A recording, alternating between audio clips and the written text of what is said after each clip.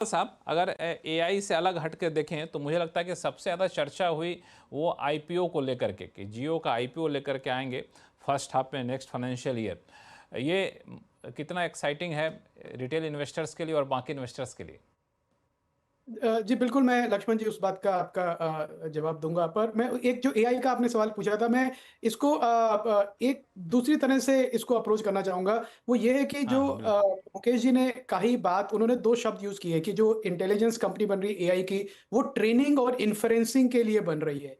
और ट्रेनिंग और हाँ। इन्फरेंसिंग हमारी जो कंपनीज़ हैं, स्टार्टअप्स भी हैं, बड़ी कंपनीज़ भी हैं, जो अभी कर रही हैं, उनको जाना पड़ता है विदेशी सर्वर्स पे, डीपसीक या चैट जीपीटी ऐसी कंपनीज़ को बहुत ज़्यादा पैसे देने पड़ते हैं अपने मॉडल्स को ट्रेन करने के लिए।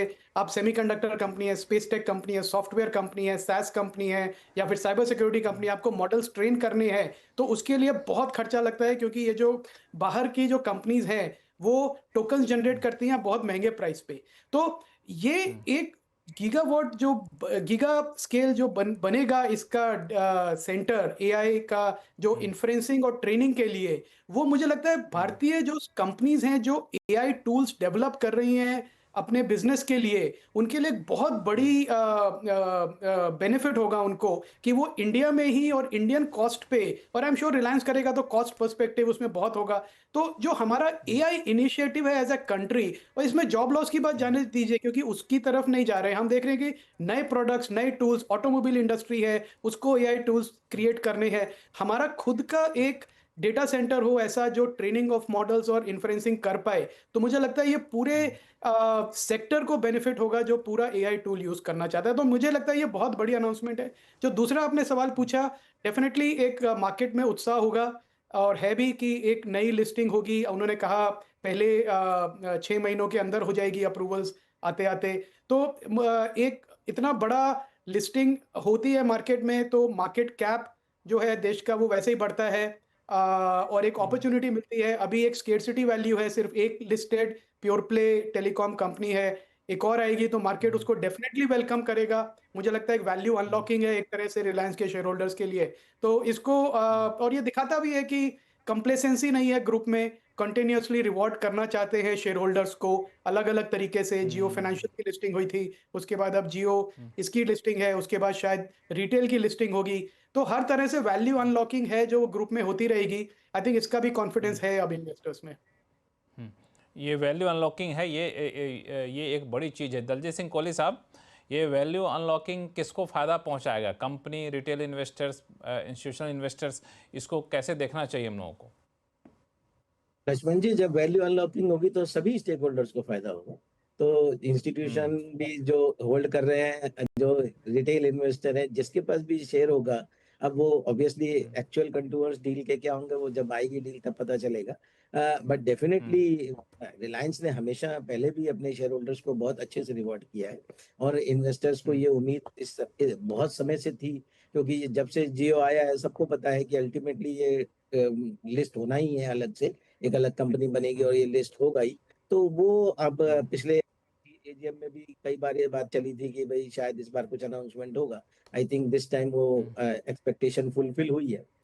तो अब वैल्यूएशन पे डिपेंड करेगा, जब जिस समय लिस्ट होगी उस समय होगा।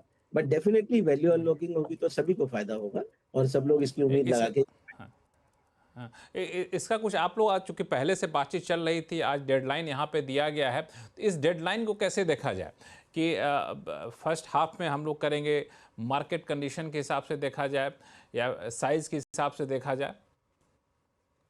नहीं, ये इतना समय तो अप्रूवल आने में भी लगता है ना। तो अब जैसे अगर प्रोसेस तो ऑब्वियसली पता है सबको कि होना है लिस्ट। अब जैसे अभी रिटेल भी लिस्ट होना है, लेकिन रिटेल लिस्ट होने के लिए काम करना शुरू करना पड़ेगा, उसमें समय, तो बहुत समय लगता है आप इतनी लोग का बड़ी। इंटरनल, आप लोग आपस में बातचीत करते हो, कुछ अनुमान के क्या साइज हो सकता है? मैं नंबर्स नहीं बात करना चाहूंगा, क्योंकि हम लोग एक्चुअली ज्यादा फोकस करते हैं स्मॉल और मिड कैप पे। ऑफ कोर्स इंटरनली काम करते हैं, बट क्योंकि हमारा कोई कवरेज नहीं रहता है और हम लोग सेल साइड रिसर्च तो है नहीं जो एग्जैक्टली रिपोर्ट निकालते हैं इस पे, तो I think it is better not to comment on that. Abhishek Agarwal साहब, इस जियो के आईपीओ, इसको आप कैसे देखते हैं, इस ऐलान को? मुझे लग रहा है शायद ये पहले हो जाता, बट अभी अगर हम देखें इंटरनेशनली जिस तरह की अभी पॉलिटिक्स चल रही है या ट्रेड वॉर चल रहा है, थोड़ी अनसर्टिनिटी जो बनी हुई है, उसको लेके मुझे लग रहा है कि ये एक्चुअली इस तरह का अनाउंसमेंट थोड़ा नेक्स्ट ईयर के फर्स्ट हाफ में हम कर रहे हैं। बिकॉज देखिए कोई भी लेवल पे आपको एक फॉरेन कैपिटल तो साथ में लगता ही है जब इतने बड़े साइज की आईपीओ आती है, और जिस तरह का एग्जोटिस हम देख रहे हैं एफआई की सेलिंग का जो लास्ट 4 महीने से चल रही है, तो उसको रहते हुए मार्केट के सेंटिमेंट को रिस्पेक्ट करते हुए मुझे लग रहा है कि ये थोड़ा एक तरह से एकदम ही डेफिनेटिव नहीं हुआ, बट हाँ एक क्लैरिटी है कि आप नियर टर्म में ये होते हुए देख रहे हैं।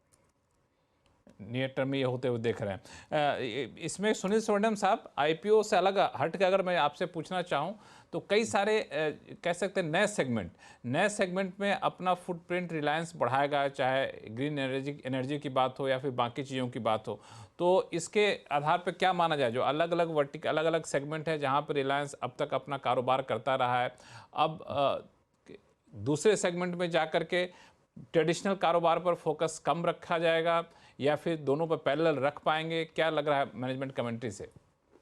नहीं, बिल्कुल पैरेलल रख पाएंगे, क्योंकि ऑलरेडी उन्होंने अपनी सक्सेशन प्लान में स्प्लिट कर दिया है कि लड़की कौन सी दिखेगी, लड़के ये कौन सी दिखेगा और दूसरा लड़का क्या करेगा। तो ये सब क्लैरिटी आ गई है। मगर खास चीज क्या है कि वो ओल्ड प्लस न्यू दोनों को साथ में, यानी उनके घोड़े में 2 घोड़े का ये चैरियट है। ये ऐसा नहीं कि न्यू में गए तो पुराने को भूल गए, नहीं, मगर इसको क्लियरली और यहीं पे ये आईपीओ की बात इंपॉर्टेंट होती है।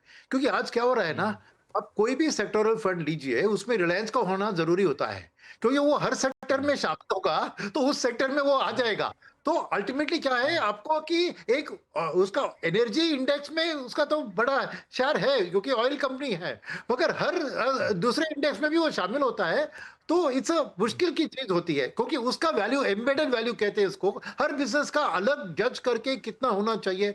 अब ये सेपरेट कर रहे ना, वो बहुत अच्छी बात है, क्योंकि विभिन्न सेक्टर के इंडेक्स में एक प्योर प्ले उस सेक्टर की कंपनी आ जाएगी, तो प्राइस डिस्कवरी भी बहुत बढ़िया होगा। तो मेरा मानना है कि ये ऐसी अनलॉकिंग जो करना चाहिए उनको जितने जल्द हो सके, और शायद इसलिए आज मार्केट में 2% का गिरावट आया उनके शेयर में, क्योंकि डिसअपॉइंट हुई थी मार्केट कि जियो का आईपीओ को नेक्स्ट ईयर तक टाल दिया गया है।